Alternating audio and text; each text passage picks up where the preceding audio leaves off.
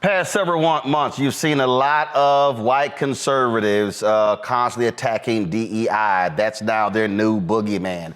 Bill Ackman, this dude right here, a billionaire, he was pissed off with the president of Harvard University, and he called her, said all kinds of different things about her, called her an affirmative action hire. Well, he's been attacking DEI. You also have Elon Musk doing the exact same thing. You've had folks like Mark Cuban, owner of the Dallas Mavericks, out there correcting them and challenging them on these different things.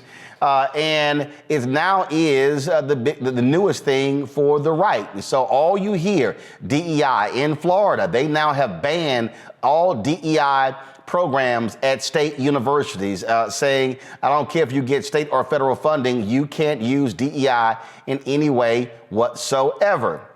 Then, of course, you have the same thing happening in Texas. And so the right is doing all they can. They've been attacking Secretary of Defense Lloyd Austin, saying that, they're focused on woke policies. And so understand, woke, DEI, that's their new targets. And of course, they use Dr. King's federal holiday birthday to say, if Dr. King was alive, he would be against these things. That's what actually Bill Ackman said. And you know damn well, Bill Ackman ain't read a damn book or even more than one speech. He probably even heard one speech by Dr. King, but all of a sudden he wants to consider himself an expert on Dr. King. They always try to cite Dr. King's 1963 I Have a Dream speech, and they always want to quote the content of character, but they ain't got a damn thing to say about what's at the top of that speech, because that's the real stuff they don't want to address. Joining me now is Dr. Chris Metzler. He's president, CEO, Metzler Enterprises. Chris is conservative, and he's made it perfectly clear they don't know what the hell they're talking about. Chris, glad to have you back on the show. And I've said this before, this is the new boogeyman for them. So it's CRT, it's quotas, it's affirmative action. They want to attack anything that confronts the vestiges of racism in this country. Well, that's correct. But here's the thing. They also want to tout diversity. They also want to say such and such is the first black Republican or conservative to be X, Y, and Z. They're talking about that right now with the governor, the lieutenant governor. Looks like Chris. You froze. Hey, Chris, you froze there. You were saying the lieutenant governor of North Carolina, who they have running for governor, they want to tout him as the first black Republican who was successful. Here's the problem with them. The problem with them is you can be diverse so long as you're like them. And that's the difficulty. They're talking about diversity of thought, but whose thought? Diversity of their thought. And the Martin Luther King stuff, now they're trying to redefine what Dr. King said. And the content of character, what the heck does that have to do with employment? Last time I checked, content of character is not an essential function of any job. Well, and the thing that trips me out with their attacks is they're trying to say, with DEI, you're now hiring incompetent people, who are not qualified. No, what you're doing is you're simply saying to these white folks who are hiring, guess what? Don't just keep hiring white folks. You need to go out and find black candidates, Hispanic candidates, Asian American, Native American, and stop hiring the same old. That's what the real deal is. They're angry that their white boys and white girls can't get the hookup on jobs. They now got to compete. Well, and if affirmative action has brought all of these unqualified black folks into the workplace, why is it that we do not have more black CEOs? Why is that? And so this whole discussion is disingenuous. And Ackman, in his whole attack on Dr. Gay, first of all, she never committed plagiarism. There were some citation errors she needed to address. And as it relates to his own wife, who was a professor at MIT, she created plagiarism when she was at MIT. So don't give me that crap. They're going back and forth with this nonsense, attacking it And it's just simply not genuine. Now they're trying to redefine Dr. King's legacy. Charlie Kirk has already said that, in fact, King was not the great civil rights leader. He was a socialist and a communist. And so there is an attempt at this point to redefine his legacy, and that's not going to fly. I was looking at this one clip. Congressman Dean Phillips, who thinks he's running against Biden, which is a joke. He's removed DEI from his website. And it's amazing how that happened after Bill Ackman gave $1 million to a super PAC supporting his campaign. And he's trying to say, oh, no one can buy me. Dude, stop it. Ackman told you want my money, you got to remove DEI from your website.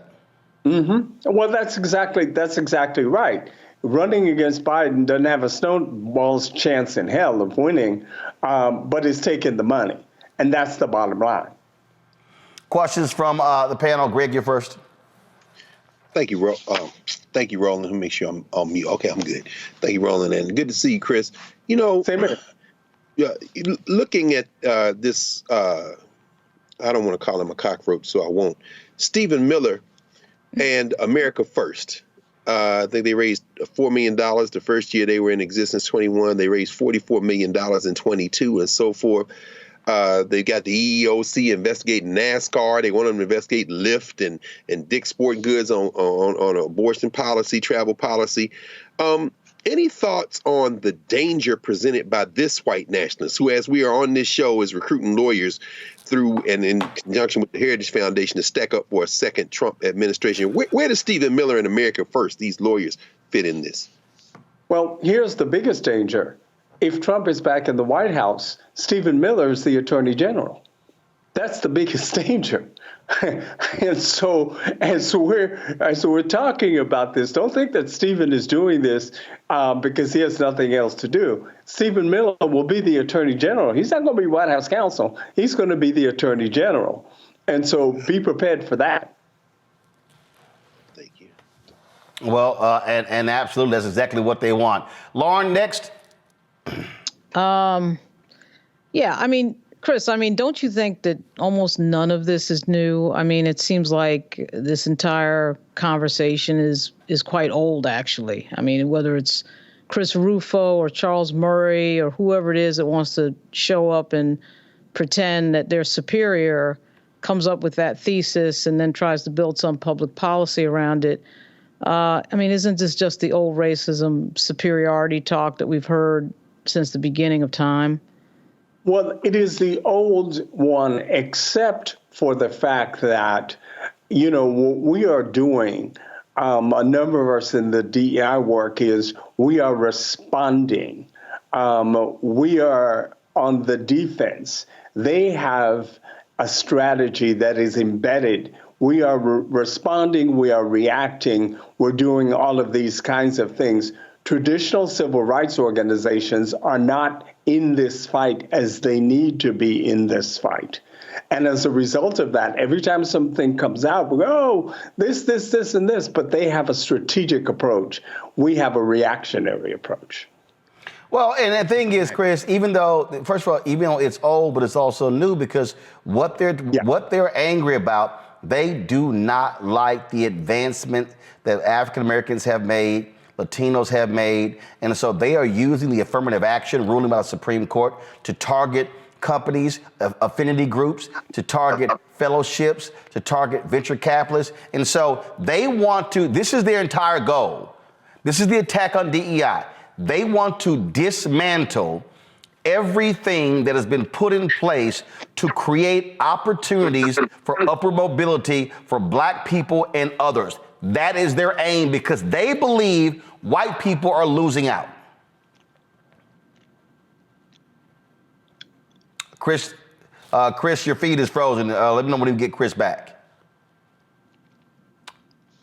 I'm gonna go to let me know when Chris is back. That really is the deal. They are specifically targeting law firms. A week after the Supreme Court ruling, attorney generals sent letters. Senator Tom Cotton sent letters to law firms saying, oh, your programs are now out of compliance or unconstitutional. And the ruling didn't have a damn thing to do with their programs.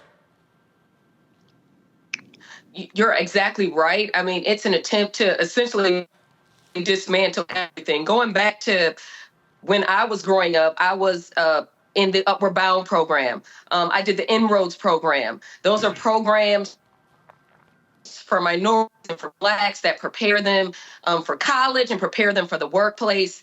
And the eradication of these DEI programs from our institutions, although it's been, in my understanding, a select 5 states at this juncture, it really threatens the future for African Americans and other minorities as well, moving forward with our ability to get into colleges that are predominantly white institutions, our ability to for upward mobility in corporations, in government, and all of these different opportunities that are out here. And it's really threatening the future of everyone here. And this is something that I brought up last week about even when affirmative action was dismantled. And so it's an attack. And I believe I said it last week that we need to mobilize and get to work on this and sending these letters to law firms. I mean, one thing about lawyers is that we know the law and we're going to research it. I'm not sure what the tactic is behind